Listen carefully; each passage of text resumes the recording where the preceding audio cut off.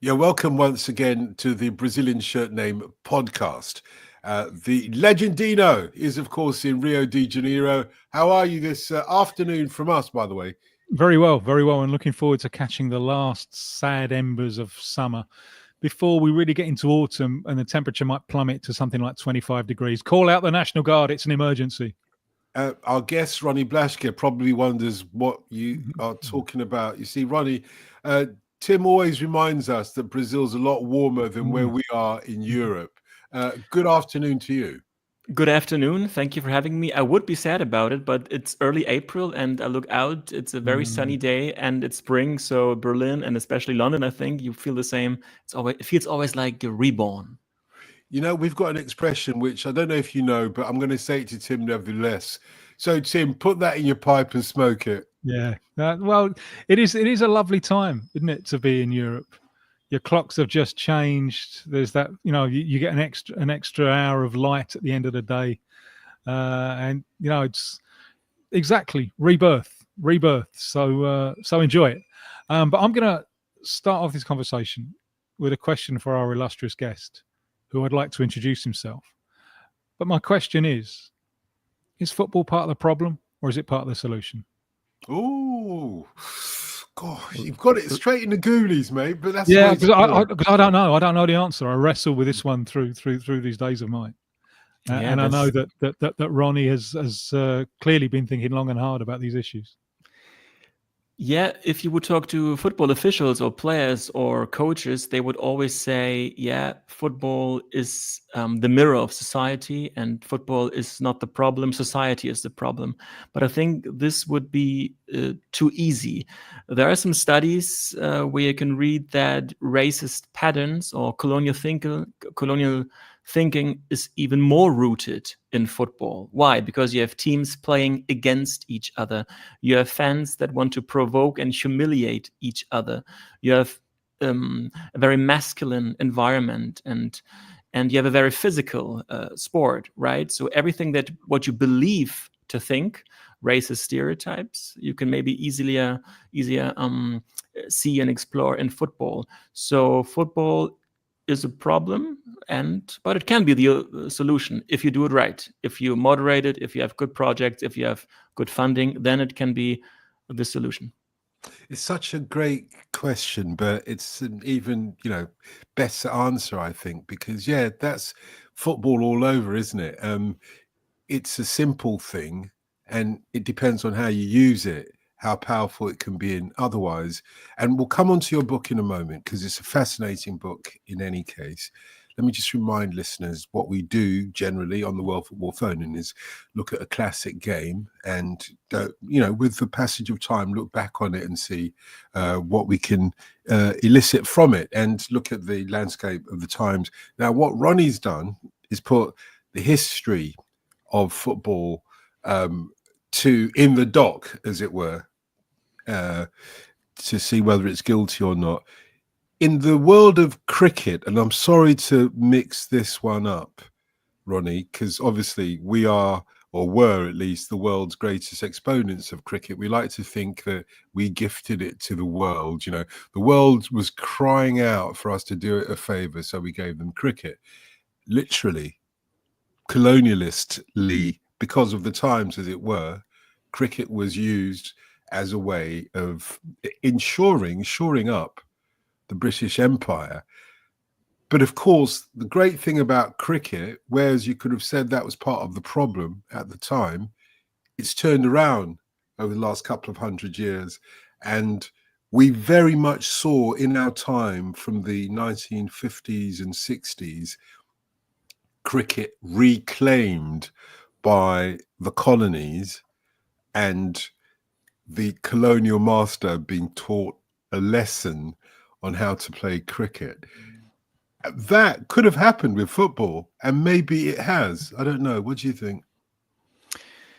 You should look at every country individually. You can't generalize it, but I would agree with you. Maybe example, India. I was in India. I was in Kolkata, which was for a long time the capital of British India, and I was walking around on Maidan, which is the biggest public park in India, and you have various stadiums, you have various cricket grounds, and you have Eden Gardens, one of the biggest cricket stadiums in the world. And the freedom fighter Mahatma Gandhi, he did not want to play cricket, football, rugby. These were the sports of the colonial powers. He said, introduce your own sports.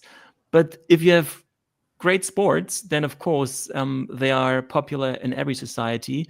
But the colonial sport cricket, the colonial sport football became an anti-colonial sport, an anti-colonial game. I don't remember what I read about it, when India won the first cricket World Cup that was in England. They won the first cricket World Cup in England, in the country of the former occupation power.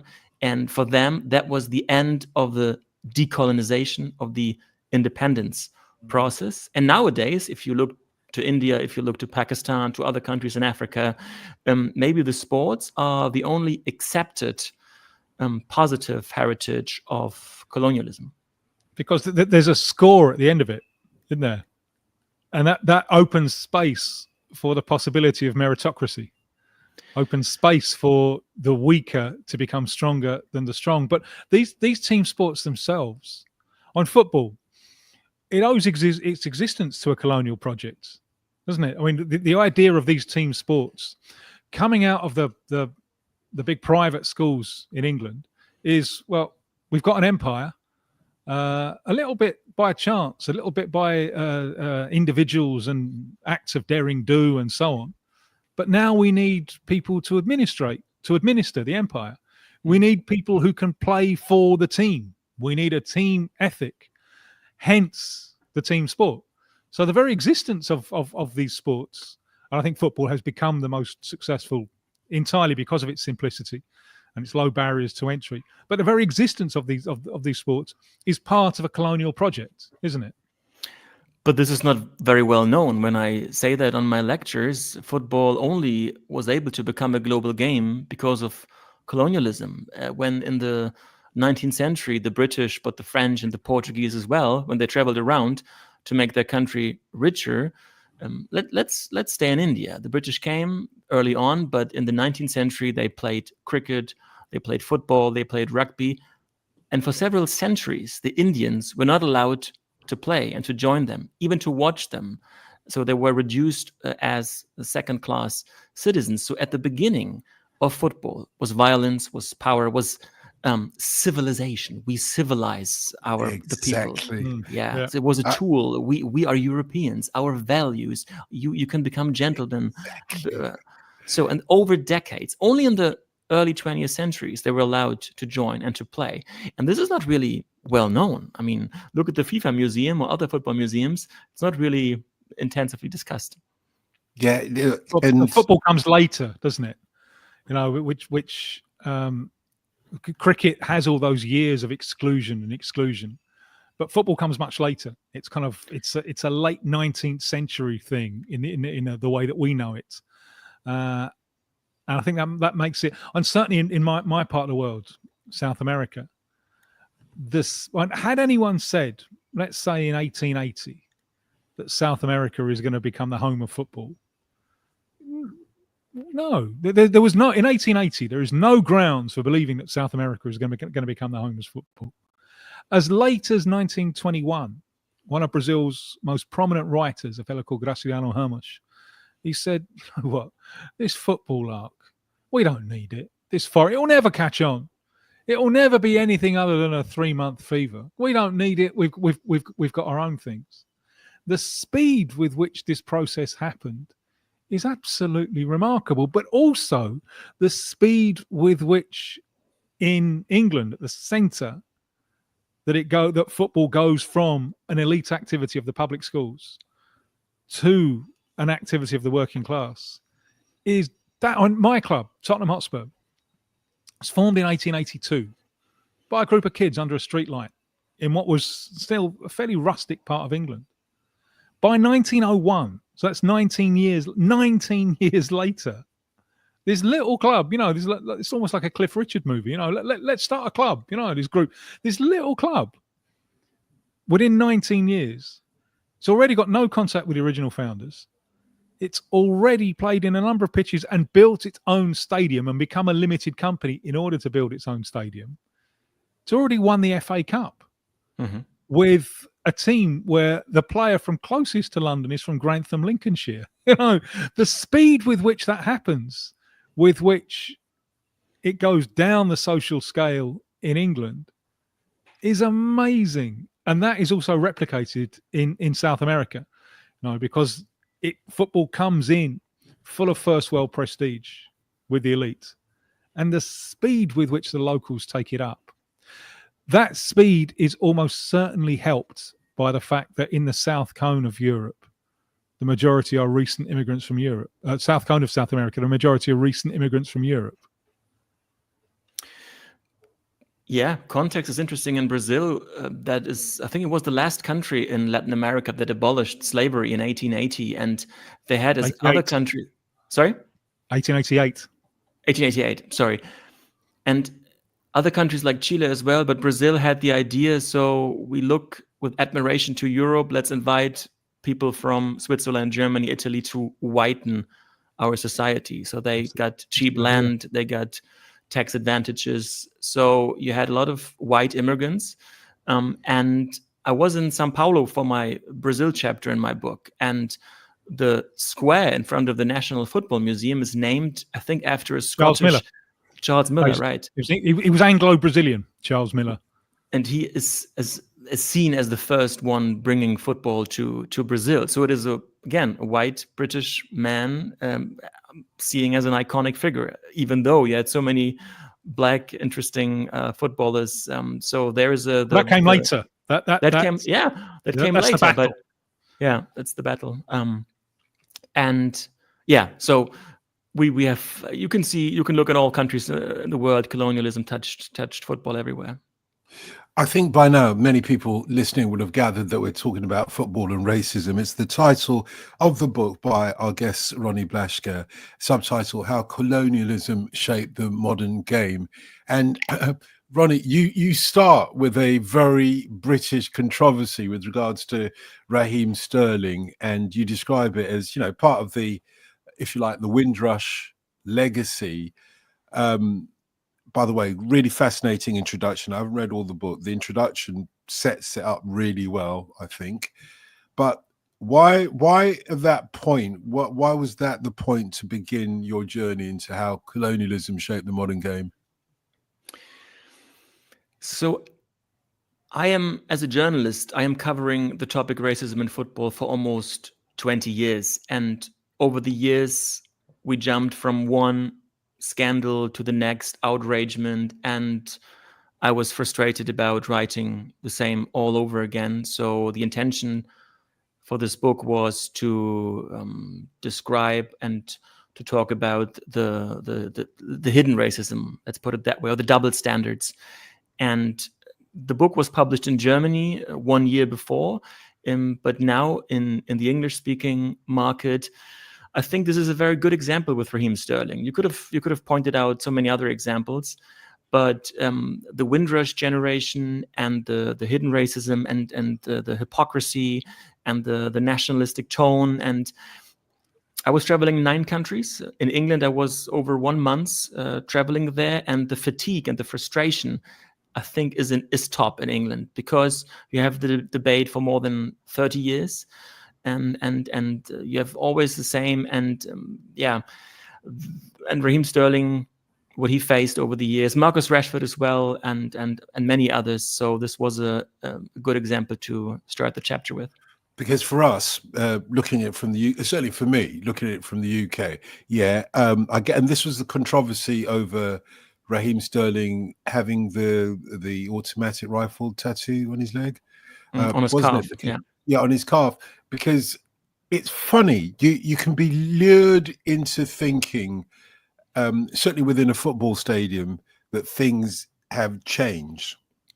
So when I remember covering that story, and I totally understood, and I think a lot of Black British people understood his reasons for having a AK-47 or whatever it was, maybe it was an Uzi, whatever it was, tattooed on his calf, and it was to do with his father who'd been murdered, etc. But I didn't look at it immediately as racism. I looked at it more as, wait, hang on a second.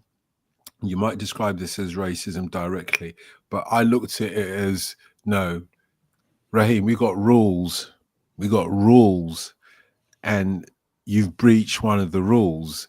You know, whether it's because you're black or whatever, you know, you can't be walking around with a gun tattooed on your leg. I mean, that was one way of looking at it. As a footballer, as a kid that influences a lot of younger kids, many of whom, you know, in the urban landscape, can get sucked into a life of violence. I looked at it like that. Whereas a couple of years later, we have, you know, England's black players missing the crucial penalties in a penalty shootout at the Euros.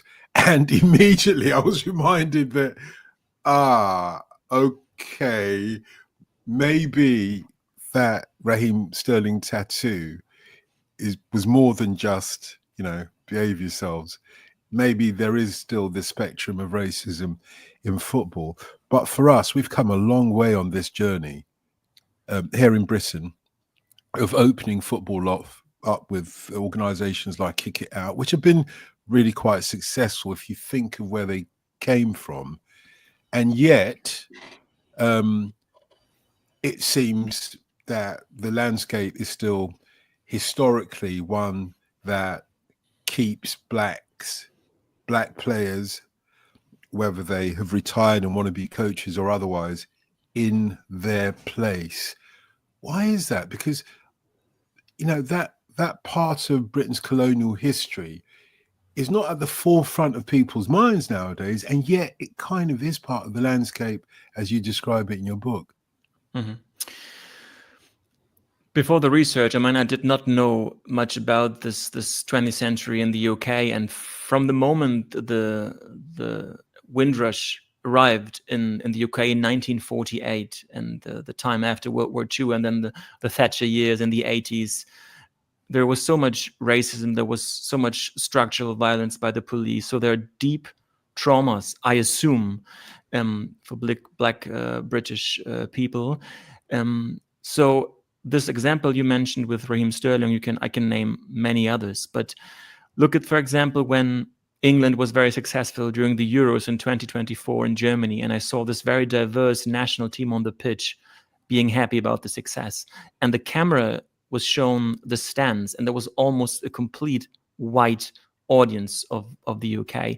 If you look at the coaching staff of the boards of the sport media, so diversity of the UK is not reflected at all. So if I would put it in a provocative way, this is a long-term consequence of colonialism, that we still celebrate black bodies, but we don't have black people as decision makers. And this is a thing that is not really, people don't really think about it. I mean, the stadiums are full. They're sold out in the UK. They're sold out in Germany. A lot of stadiums in France are sold out. But the history of colonialism and migration is not reflected in the stands. And first of all, we should recognize this fact, and then we should think about the traumas that many people had. And but this is only the first.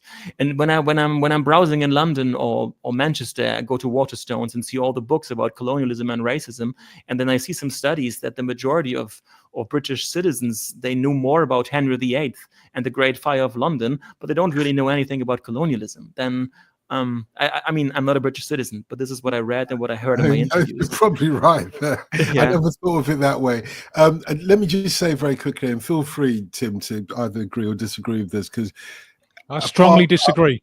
I know you'll get to that in a moment, Jibril. And he's from Berlin, of course. Jibril Diop is what we're talking about, the Parafino, as we call him on the World Football Phone-In. But what I think you have a point with regards to the power structure of football still not embracing the diversity of the country. In terms of lack of black faces at the Euros, you look at the cost of going there. You're talking about very much a community of people who that's a lot of money, you know, to go. I couldn't even understand it myself. When I've gone away with football fans of West Ham, I remember going to see the FA Cup one year when they played out in Cardiff against Liverpool, famous one where I think, Liverpool won in the end. But I met a fan who had spent over the odds, way over the odds, to buy his ticket. And basically he was saying, well, that's my holiday for this year. You know, he's used his holiday money for this year. I'm not sure if, you know, most of the black people I know would do that kind of equation at all. And we do support, and some of the most fanatic fans, black fans in Britain, are in North London. I'm not just saying exclusively in North London, but that's the landscape I share between Tottenham and Arsenal. And they are passionate. They are passionate, and they are as Cockney or whatever it might be as any other person going to the stadium. But they have come through a history, like you said, and particularly in the 70s and 80s and 70s and 80s, let's leave it there, probably till 1996, when crucially the England football team made more of a statement about, hang on, let's reappropriate these flags, these symbols of national pride that we had that had been taken away from the far right. I think that was a distinctive moment. But when you've been through that journey, the 70s and 80s, even I myself, you know, and I've run in Germany, not least, I was on a train once going towards Hamburg, and there was a Hamburg, I don't know who they were playing on that Saturday morning, and I was in a carriage, in the old carriages where you've got a little coupe and a corridor to the side of the train, you know, and I was getting all this stuff thrown in my carriage and everything like that. And I kind of woke up. I was like shocked what was going on. And then I went to the people next door and on the next coupe, and I said, look, do you mind? And he just started doing all the Sieg Heils, etc. But thankfully there were some other Hamburg supporters that had seen this, and they went and got me and said, look, come and sit with us, you'll be all right and everything. And but when you experience things like that, you don't readily go to, I'm not going to go and readily watch a Hamburg game, am I? I'll be a little bit shy of going to do that. That landscape has changed, but it's taken a long time and it isn't fully there yet. That's colonialism. Let's not get away from the subject of the book, though, because I think whilst you're here, we've got an opportunity to get a real historical context on this. Tim brought in the South American experience. Is that slightly different from the African, Caribbean and South Asian experience? Totally.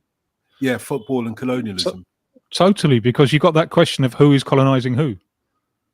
You know, if you're an immigrant from Italy, and Argentina is the most Italian place you'll ever go, Buenos Aires is an Italian city, you are a colonizer. It's totally different from the experience of the Africans or the Asians. You know, so certainly in the south cone of South America, the vast majority are colonizers. All right, the Africans were part of they are involuntary colonizers through the historical crime of enslavement. But it's totally different from the experience of Africa, India, and Asia, where it is, you can clearly see who is the colonizer and who is the colonized. South America the lines are much more blurred on this one. Brazil, where I've been, is interesting because the Portuguese left in late 19th century, and then I think estimates are that around 12 million people from Africa were brought to either North or South Africa, and people think it's about around 5 million. South America. Only 5 million were brought to Brazil, and in the 1920s, 1930s, so slavery wasn't abolished that long. The government thought, we have to find a narrative, And the first World Cups, Brazil took part with a completely white team. And then in 1938, Brazil was successful with a diverse team in 1938. And when the team came home in 1938, there were like huge crowds in Rio welcoming that. So, and then the narrative, supported by the author Gilberto Freire, he wrote maybe one of the most important books in the 20th century. He invented somehow the racial democracy. And many Brazilians to this day think we had football players like Pelé. There can't be that much racism because look, when we have such a diverse team, when we don't have segregation laws, when we don't have apartheid, and of course, as racism is deeply rooted into Brazilian society. Very, very deeply. I mean, there's a huge difference here between the experience in the States and the experience in Brazil. Massive, massive difference. And one of them is that Brazil was colonized by this tiny country called Portugal.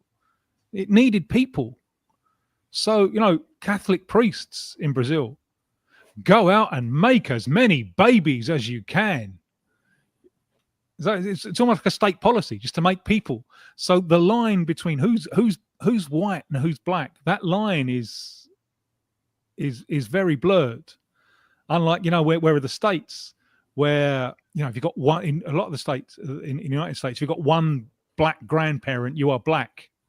And that's a hard and fast line. The line is much, much more blurred, which can actually make it more difficult to organize resistance because the sides aren't quite as clear. And for a long time, that ideology of, yes, there's a place for the black person in Brazil. And there was almost a government obligation to present yourself as happy. That's what Carnival is all about. I mean, the Brazilian state sponsored Carnival in return for censoring the theme. You have to talk positively about Brazil. So this myth, which is no longer sustainable, it's collapsed over the last few years, of the Brazilian black being happy,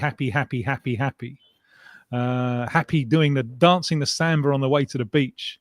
That's kind of collapsed now, and you're seeing progress, but also regression. And the progress is that, switch on the TV now, many more black journalists. There were none when I came here. Very few. Now you've got plenty. But at the other end of the social scale, especially with the deindustrialization of the country, the urban masses, there's no pathway there. It's really hard to have a pathway. And this makes me very, very worried. But these same dynamics are happening in Europe as well, aren't they? And under the social contract has broken down in Europe because the continent has followed, along with the Western world, it's followed an economic model where rents, property has gone way high and wages are stagnant. So you cannot now put a roof over your head and have a family on an ordinary salary in a way that you could have had 50 years ago. And that obviously, when it's a battle for scarce resources, that obviously leads to social conflict. And one of the big, with the decline of the left and the decline in the trade union movement, nationalism becomes an increasing force. And one of the key battle lines of nationalism is who is allowed to belong to the nation and who isn't. Who is part of it and who isn't. So I'm seeing in the UK, in England, Dotun, it seems to be more racism, more. It's a rising force. No, you're not really part of us. And I'd imagine with what Germany's going through at the moment and the deindustrialization process now hitting Germany, a society where citizenship has been more on blood than on birth, that these problems are going to become very, very acute in Germany, aren't they?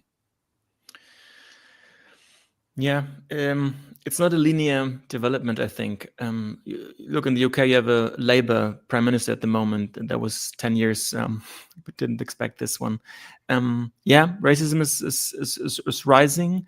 But if we talk about football, and we talked about Brazil, the narrative of integration through football, integration through sport was always wrong. It was always integration through success, through goals. And you could see that with Pelé, you could see that with Eusebio in Portugal, Marcus Rashford, Karim Benzema, Özil, so many other players. And what you said in Brazil, I agree. Especially with Lula a few years ago, you had quotas not only for public officials, but for students, for example. I interviewed in Sao Paulo an Afro-Brazilian podcast, Ubuntu Sports Club. 5 Black journalists are covering not only political topics in sports. So these projects, this constructive, positive ideas, that is a relatively new thing in Brazil. But on the other hand, you have so much drastic racism. There are almost no black coaches, no black board members. It's the same. Do you know, earlier on, we talked about Raheem Sterling. I think the first question that Tim asked you was, is football the problem or the solution? What about football players? I didn't want to bring up Jamal Musiala, but as we're talking Germany, which was a minor colonialist, as far as I remember, I can only think of Namibia, certainly in Africa, that Germany colonized. I could be wrong, and feel free to add to that. So I never look at that. Do you know what Hitler said was one of his biggest mistakes? It's the alliance with Mussolini, because Mussolini had all sorts of colonial ambitions, and it made it much harder for Hitler to play the anti-colonial card. Germany at one point was the 3rd biggest colonial power. Not many people, because we started so many world wars, so it's overshadowing our history. But at one point, not only Namibia, but parts of Rwanda, Tanzania, even parts of East Asia were under German influence. But that ended World War I. And yeah, the players is interesting because I tried to reach out to prominent, less prominent players, but more and more I had the impression they don't really want to talk politics. In England, it was very difficult to find players, and they feel reduced to be just the figurehead for a bit, for just for the morning show. And on the one hand, you always the same when there's a racism scandal, you put some black players into the camera light, and you don't really ask the white players. And when we had Germany, for example, Antonio Rüdiger, Real Madrid, very often is discriminated. Mesut Özil a few years ago. You didn't hear Manuel Neuer or Thomas Müller. You didn't hear the white players supporting him. So nowadays, where these players have a global audience and clients, and they have not only sponsors, they have all kinds of agencies and people talking to them, they are very much limited in political messages. And even if they would point out their anti-racism, what would they do, for example, Israel conflict? What would they do Hong Kong? What would they do the Balkans? It's much more complicated. So I can understand these young men of early 20s, mid 20s, they want to have their 10, 15 successful, lucrative years, so they stay out of politics, unfortunately. Well, there are lots of complexities here, aren't there? We're having one at the moment. This is when Brazilian sides play abroad in continental club competitions. Some of the opposition fans will do the monkey gestures. Now, this happened recently in a tournament in Paraguay. Paraguayan fans doing monkey gestures, and the Brazilian clubs are furious. And the Brazilian club president threatened to pull out of South American football and go and play in North America, which I think probably has more to do with commercial opportunities than it does with any anti-racist stance.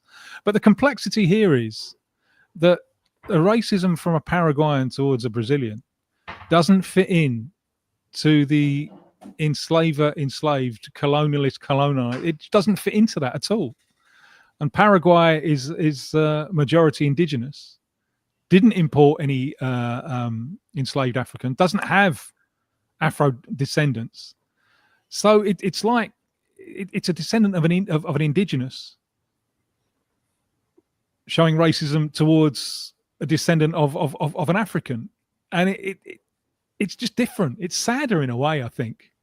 But it doesn't fit into and a lot of Brazilians can't seem to get this in their head, that this is, especially because Paraguay and indigenous people are systematically discriminated as well. Now, there was an expression here, a fellow who's likely to get the Brazil job, Portuguese coach Jorge Jesus, this is in 2019, when he came to take charge of Flamengo, he fielded an attacking team. It was a huge success with 4 front players. And before, they'd been taught, can we do this? Can we do this? And the consensus in Brazil, no, we can't play these forefront players. It will be a team of Indians, meaning disorganized rabble. It's blatant racism, you know. So, and there was a racist storm recently. It was a player, I think, from Colombia, who was involved in accusations of a racist spat with black Brazilians, and he may well have said something, but you could see the Brazilian players calling him Indian. You're an Indian. So there are levels of complexities here that it doesn't surprise me that players don't want to get involved in this and then become spokesmen for something that, wow, I'm a little bit over my head here, out of my depth. There's one chapter where I described the indigenous, this indigenous topic. I was in Santiago de Chile, where the most famous club, most popular club, is named after Colo Colo, which was an indigenous leader of the 16th century. And Paraguay, what you mentioned, Argentina, Uruguay, a few clubs are named after indigenous leaders, and even some fan groups, even some logos or caricatures of indigenous people. So this is racism. If you take in Chile, if you take an historical figure which is dead for 400 years and you take him out of the context just to portray yourself as a warrior or as an attacker or a strong. But interestingly, in Chile, this topic is not as much discussed as it is in the US. Remember the Washington Redskins, they renamed themselves after public pressure. Cleveland Indians, Atlanta Braves, hundreds of teams in the US changed their names. But in Latin America, the debate is not as far. And I talked to some again because it's not so clear, is it? You know, in the States, it's very clear. You've got white colonizers appropriating, but in Chile, so many of the people are descendants. They have got indigenous blood in them. So it's again, we're back to that thing of the lines being quite blurred. I wouldn't say so. In Chile, you have a relatively large minority, the Mapuche, which is maybe 10-15%. But of course, it was so you have Spanish colonizers, and it is a relatively white society. Maybe the whitest. I don't know. I don't have the numbers, but Chile as well invited Europeans in the early 20th century to whiten the society. And then you take an historical figure, name him Colo Colo, and you have statues and you have logos and you have merchandising with a caricature of an indigenous man. You can't know how he actually looked because it was 400 years ago. Interestingly, I talked to some of the Mapuche people and they would not agree with me. They would say, but we don't really have any space to express ourselves. At least we have a football club, which is the most successful in the country. So, as you say, it is complicated. And who am I to judge as a white blonde man, right? So in my book, I just describe it. I just have the different perspectives and opinions. But it is very complicated, and it makes you crazy because it's so complicated. Yeah, you don't have to judge things. You accept the way things are. But as a journalist and as a writer, you've written several books.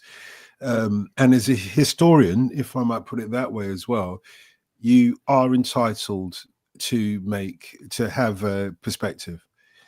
One of the perspectives, we've kind of been touching on this a little bit, just going back to Jamal Musiala a moment, he has the potential, though, of changing the narrative about Germans within Germany and worldwide, to be honest. Is he 100% accepted as a German by all Germans? He is very successful and he's relatively young. I think he's 21 or 20. So I think the German Football Federation is trying just that he only. So he's an athlete at the beginning. It's not really famous for his interview. I don't even know how his voice sounds. I'm not sure if they ask him not to talk politically. He's got a very good English accent, I can tell you that. He's as English as he's German, isn't he? He had the choice. But he chose Germany. And I think in choosing Germany, he's probably done himself a favor in so many ways. The reason why I brought him up is the conversation that you were having with Tim a moment or two ago, just about the landscape or the pressure. I think it's a burden, actually, being a black footballer and asked to comment on something that you wouldn't ask a white footballer to comment on. Although, having said that, Having said that, during the pandemic and the taking of the knee, which was a phenomenal cultural expression of equality, whether it's hype or not, if we're talking about colonialism, to see, if you like, the legacy of colonialism in all its varying colors, all bringing themselves to a knee position that was started by an American NFL player, Colin Kaepernick. And in him, his motive was anti-colonialism.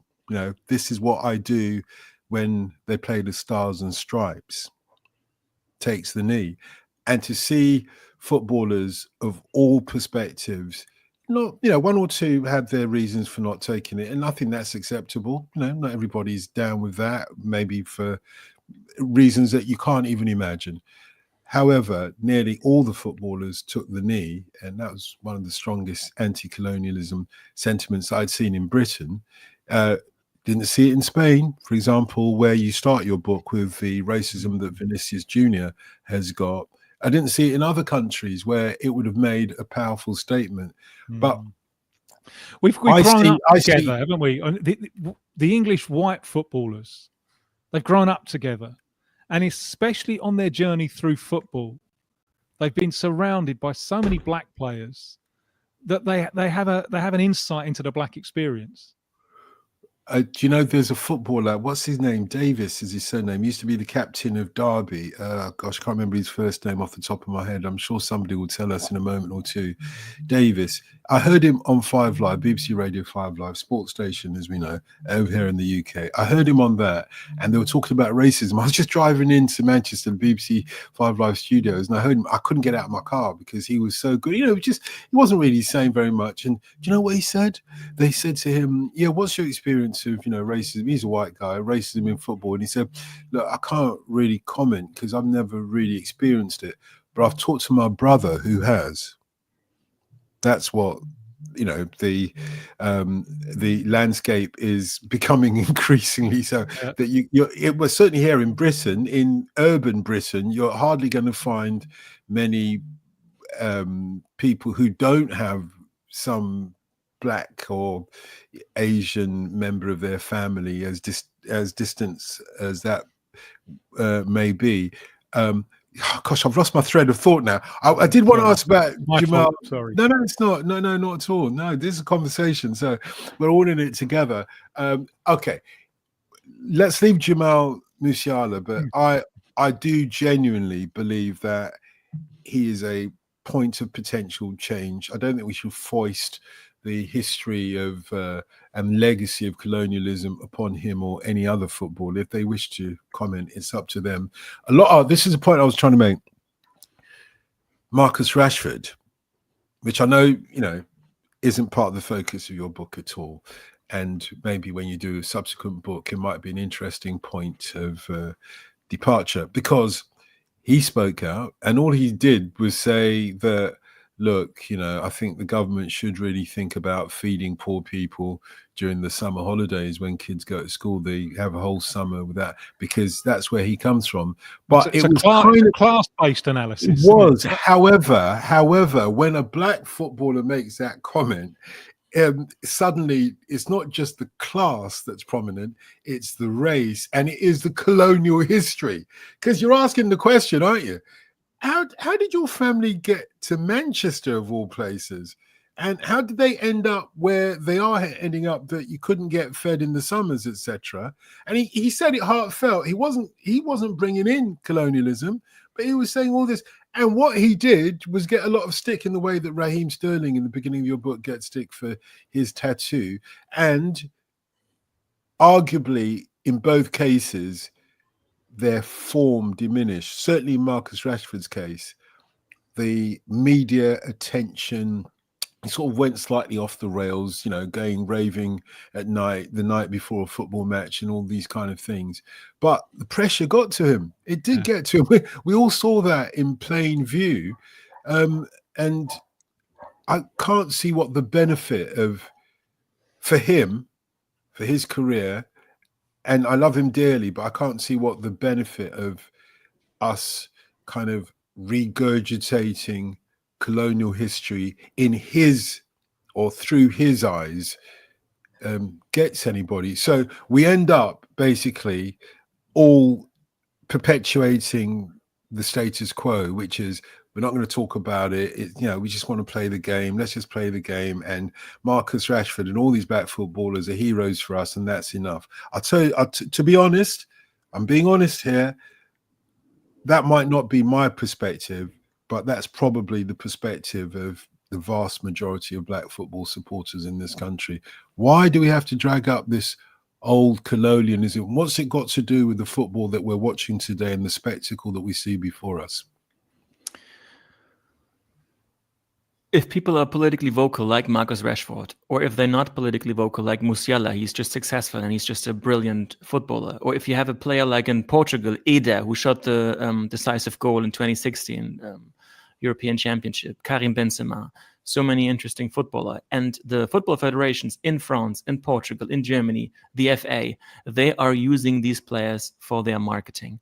I was in all of these countries and I talked to young black footballers, male and female, and they said, yeah, we are celebrated, we're seen as natural athletes. The teacher says, let's go to the practice, go on the pitch. If you miss the math or the biology lessons, who cares? And they're not seen as the future presidents. They're not seen as the future managers and referees.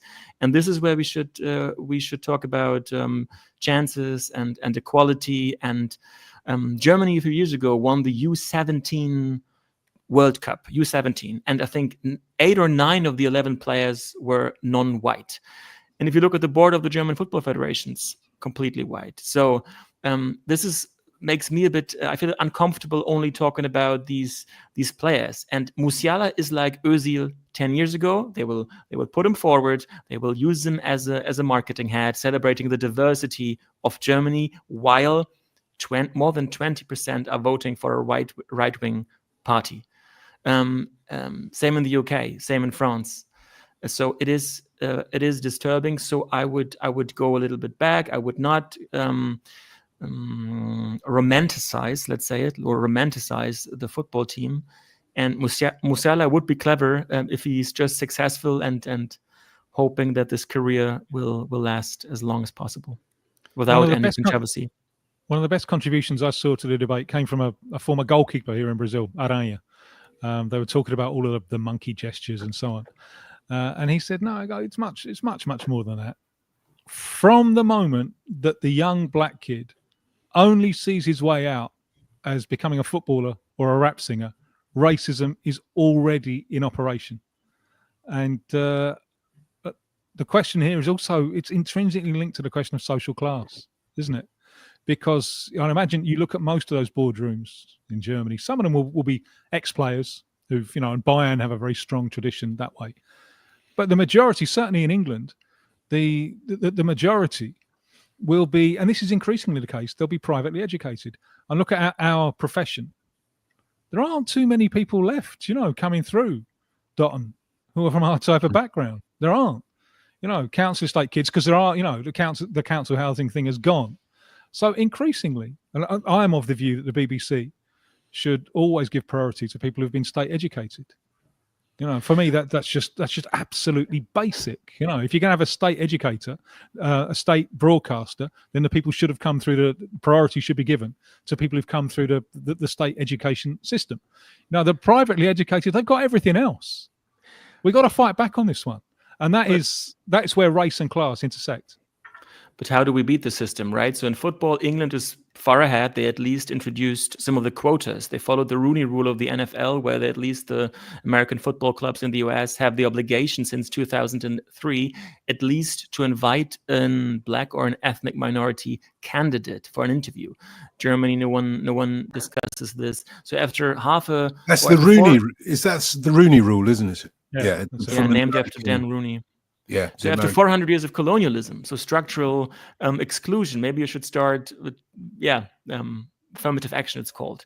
But in Germany, they think, it has to grow naturally, and we're very open, and we have to wait.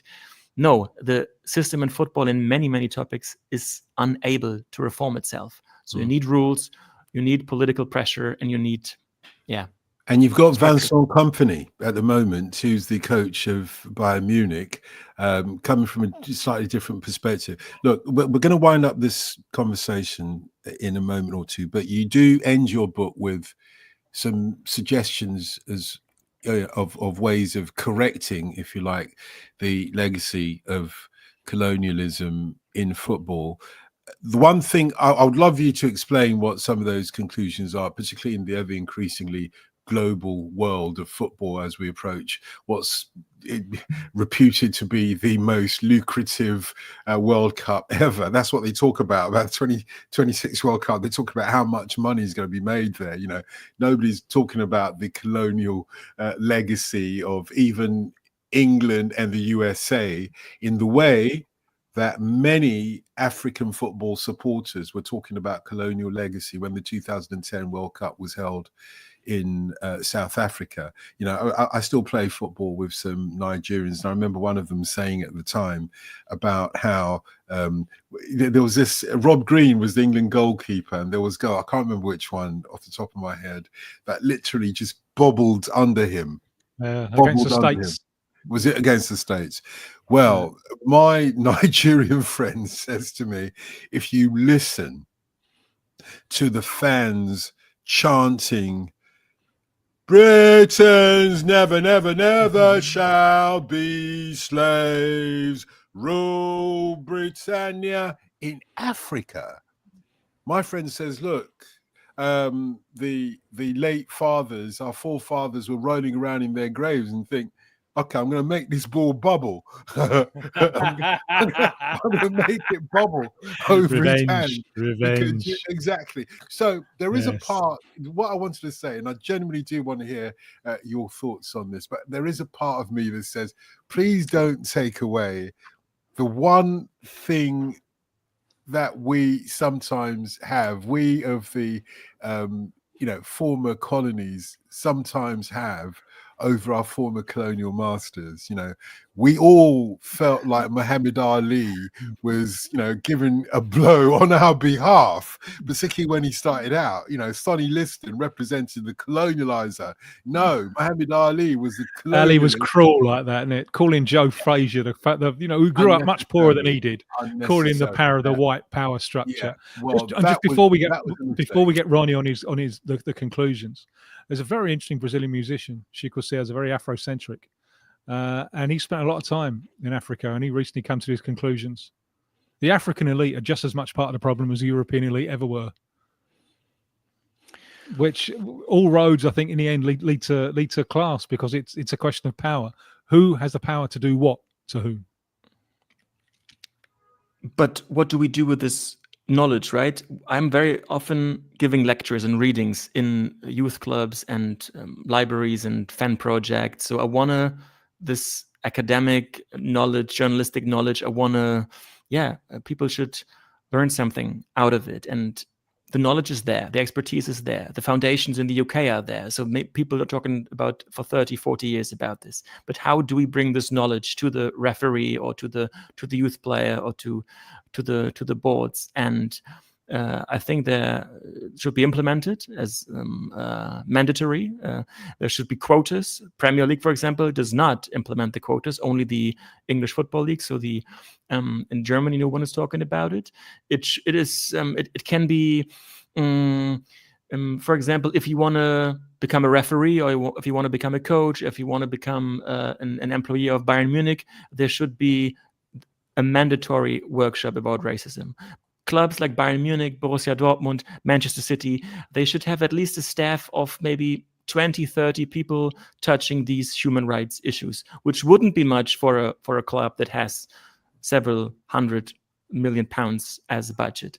But it's only, I think, my impression is that Premier League, Bundesliga, La Liga, they do only a little bit that the critical public is satisfied, and then they wait till the next scandal. There has to be pressure, there has to be political.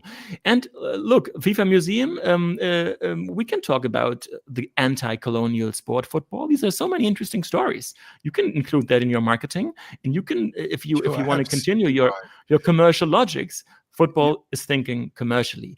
And if players feel safer, if they think the referee is